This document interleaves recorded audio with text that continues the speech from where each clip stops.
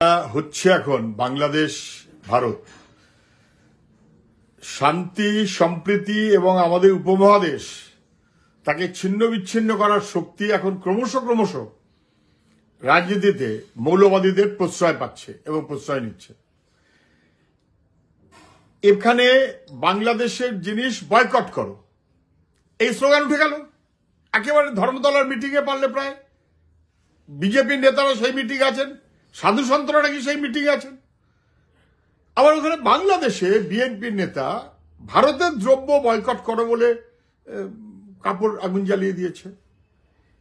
এটা রাজনীতি হচ্ছে না, এখন যেটা হচ্ছে মৌলবাদীদের প্রশ্রয় কত বেশি পাওয়া যায় পারস্পরিকভাবে তার একটা ঘৃণ্য প্রচেষ্টা চলছে। এটা খুব বিপজ্জনক হবে, এতে ভারতবর্ষের পক্ষেও লাভ না, এটা বাংলাদেশের পক্ষেও লাভ না।